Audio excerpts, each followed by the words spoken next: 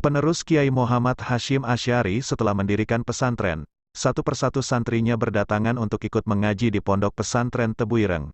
Hingga akhirnya, ribuan santri menimba ilmu kepada Kiai Hasyim dan menciptakan alumni-alumni yang menjadi tokoh-tokoh, ulama-ulama, kiai-kiai dan lain sebagainya. 4.1 Anak-anak beliau Hana Khoiriyah Aisyah, Azza Abdul Wahid Hasyim Abdul Hakim, Abdul Kholik, Abdul Karim Ubaidillah Mashuroh Muhammad Yusuf, Abdul Qadir Fatimah Khotijah Muhammad Yakub 4.2 Murid-murid beliau. Nama-nama santri Kiai Hasyim antara lain, Kiai Haji Abdul Wahab Hasbullah, Pesantren Tambak Beras, Jombang. Kiai Haji Bisri Syansuri, Pesantren Denanyar, Jombang. Kiai Haji R. Asad Syamsul Arifin. Kiai Haji Wahid Hasyim, anaknya, Kiai Haji Ahmad Siddiq Syekh Sa'dullah Al-Maimani, Mufti di Bombay, India. Syekh Umar Hamdan, ahli hadis di Makkah, Al-Syihab Ahmad Ibn Abdullah, Syria. Kiai Haji Raden Asnawi, Kudus, Kiai Haji Dahlan, Kudus, Kiai Haji Soleh, Tayu. Kiai Haji Zaini Munim 5 jasa dan karya beliau 5.1 Jasa-jasa beliau. 1. Mendirikan Nahdlatul Ulama atau NU, tahun 1924. Kelompok diskusi Taswirul Afkar ingin mengembangkan sayapnya dengan mendirikan sebuah organisasi yang ruang lingkupnya lebih besar. Hadratus Syaikh Kiai Haji Hasyim Asy'ari yang dimintai persetujuannya, meminta waktu untuk mengerjakan salat istikharah, memohon petunjuk dari Allah. Dinanti-nanti sekian lama, petunjuk itu belum datang juga. Kiai Hasyim sangat gelisah, dalam hati kecilnya ingin berjumpa dengan gurunya, Kiai Haji Kholil bin Abdul Latif, Bangkalan. Sementara jarak antara Jombang dengan Bangkalan, adalah jarak yang sangat jauh.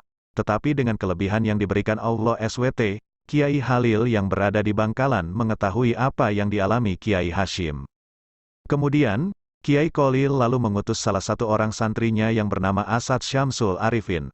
Kelak Kiai Haji Raden Asad Syamsul Arifin menjadi pengasuh pesantren Salafiyah Syafi'iyah Situbondo, untuk menyampaikan sebuah tongkat kepada Kiai Hasyim di Tebu Ireng. Pemuda Asad juga dipesani agar setiba di Tebu Ireng membacakan surat Toha ayat 23 kepada Kiai Hasyim. Ketika Kiai Hasyim menerima kedatangan Asad, dan mendengar ayat tersebut, hatinya langsung bergetar. Keinginanku untuk membentuk jamiah agaknya akan tercapai, ujarnya lirih sambil meneteskan air mata. Waktu terus berjalan, akan tetapi pendirian organisasi itu belum juga terrealisasi. Agaknya Kiai Hasyim masih menunggu kemantapan hati. 1 tahun kemudian, 1925, pemuda Asad kembali datang menemui Hadratus Syaikh. Kiai, saya diutus oleh Kiai Kholil untuk menyampaikan tasbih ini, ujar pemuda Asad sambil menunjukkan tasbih yang dikalungkan Kiai Kholil di lehernya.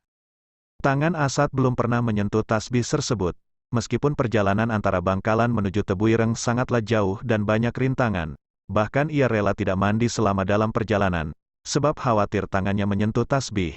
Ia memiliki prinsip, kalung ini yang menaruh adalah Kiai, maka yang boleh melepasnya juga harus Kiai. Inilah salah satu sikap ketaatan santri kepada sang guru. Kiai Kholil juga meminta untuk mengamalkan wirid Ya Jabar, Ya Kohar setiap waktu, tambah Asad. Kehadiran Asad yang kedua ini membuat hati Kiai Hasyim semakin mantap. Hadratus Syaikh menangkap isyarat bahwa gurunya tidak keberatan jika ia bersama kawan-kawan mendirikan organisasi atau jamiah. Inilah jawaban yang dinanti-nanti melalui sholat istikharah. Pada tanggal 16 Rajab 1344 Hijriah atau tanggal 31 Januari tahun 1926 Masehi, organisasi tersebut secara resmi didirikan, dengan nama Nahdlatul Ulama, yang artinya kebangkitan ulama. Kiai Hasyim dipercaya sebagai Rois Akbar pertama. 2. Resolusi jihad pada waktu itu, keberadaan Kiai Hasyim menjadi perhatian serius penjajah. Baik Belanda maupun Jepang berusaha untuk merangkulnya, di antaranya ia pernah dianugerahi bintang jasa pada tahun 1937, tapi ditolak Kiai Hasyim. Justru Kiai Hasyim sempat membuat Belanda kelimpungan dengan membuat perintah kepada para santri dan pengikutnya. Perintah tersebut berisi tentang, pertama, Kiai Hasyim memfatwakan bahwa perang melawan Belanda adalah jihad, perang suci. Kedua, Kiai Hasyim mengharamkan naik haji memakai kapal Belanda. Perintah tersebut ditulis dalam bahasa Arab dan disiarkan oleh Kementerian Agama secara luas. Hal ini tentu saja membuat Van der Plas, penguasa Belanda, menjadi bingung dan akhirnya dengan peraturan yang dibuat oleh Kiai Hashim, beliau dipenjara 3 bulan pada 1942. Uniknya, saking khidmatnya kepada gurunya, ada beberapa santri minta ikut dipenjarakan bersama Kiai Hashim. 3. Perjuangan melawan penjajah. Masa awal perjuangan Kiai Hashim di Tebuireng bersamaan dengan semakin represifnya perlakuan penjajah Belanda terhadap rakyat Indonesia. Pasukan kompeni ini tidak segan-segan membunuh penduduk yang dianggap menentang undang-undang penjajah. Pesantren Tebuireng, Jombang pun tak luput dari sasaran represif Belanda. Pada tahun 1913 Masehi, Intel Belanda mengirim seorang pencuri untuk membuat keonaran di Tebuireng. Namun dia tertangkap dan dihajar beramai-ramai oleh santri hingga tewas. Peristiwa ini dimanfaatkan oleh Belanda untuk menangkap Kiai Hashim dengan tuduhan pembunuhan. Dalam pemeriksaan, Kiai Hashim yang sangat piawai dengan hukum-hukum Belanda, mampu menepis semua tuduhan tersebut dengan taktis. Akhirnya beliau dilepaskan dari jeratan hukum. Belum puas dengan cara adu domba, Belanda kemudian mengirimkan beberapa kompi pasukan untuk memporak-porandakan pesantren yang baru berdiri 10-an tahun itu. Akibatnya, hampir seluruh bangunan pesantren porak-poranda, dan kitab-kitab dihancurkan serta dibakar. Perlakuan represif Belanda ini terus berlangsung hingga masa-masa revolusi fisik tahun 1940-an. Pada bulan Maret tahun 1942, pemerintah Hindia Belanda menyerah kepada Jepang di Kalijati, dekat Bandung, sehingga secara de facto dan de jure, kekuasaan Indonesia berpindah tangan ke tentara Jepang. Pendudukan Dai Nippon menandai datangnya masa baru bagi kalangan Islam. Berbeda dengan Belanda yang represif kepada Islam, Jepang menggabungkan antara kebijakan represi dan kooptasi, sebagai upaya untuk memperoleh dukungan para pemimpin Muslim. Salah satu perlakuan represif Jepang adalah dengan penahanan terhadap Hadratus Syaikh beserta sejumlah putra dan kerabatnya. Ini dilakukan karena Kiai Hashim menolak melakukan seikerei, yaitu kewajiban berbaris dan membungkukkan badan ke arah Tokyo setiap pukul 7 pagi, sebagai simbol penghormatan kepada Kaisar Hirohito dan ketaatan kepada Dewa Matahari, Amaterasu Omikami. Aktivitas ini juga wajib dilakukan oleh seluruh warga di wilayah pendudukan Jepang, setiap kali berpapasan atau melintas di depan tentara Jepang. Kiai Hashim menolak aturan tersebut, sebab hanya Allah lah yang wajib disembah, bukan manusia. Akibatnya, Kiai Hashim ditangkap dan ditahan secara berpindah-pindah, mulai dari penjara Jombang, kemudian Mojokerto, dan akhirnya ke penjara Bubutan, Surabaya. Karena kesetiaan dan keyakinan bahwa Hadratus Syaikh berada di pihak yang benar, sejumlah santri Tebuireng minta ikut ditahan. Selama dalam tahanan, Kiai Hashim mengalami banyak penyiksaan fisik sehingga salah satu jari tangannya menjadi patah tak dapat digerakkan.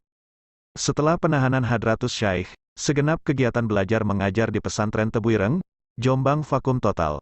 Penahanan itu juga mengakibatkan keluarga Hadratus Syaikh tercerai-berai. Istri Kiai Hashim, Nyai Masruroh, harus mengungsi ke pesantren Denanyar, barat kota Jombang.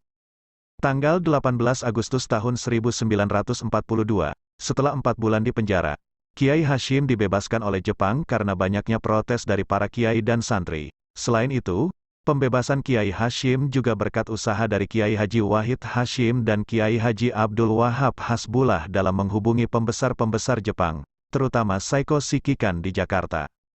Tanggal 22 Oktober tahun 1945, ketika tentara NICA, Netherlands Indian Civil Administration, yang dibentuk oleh pemerintah Belanda membonceng pasukan sekutu yang dipimpin Inggris, berusaha melakukan agresi ke Tanah Jawa, Surabaya, dengan alasan mengurus tawanan Jepang, Kiai Hashim bersama para ulama menyerukan resolusi jihad melawan pasukan gabungan NICA dan Inggris tersebut.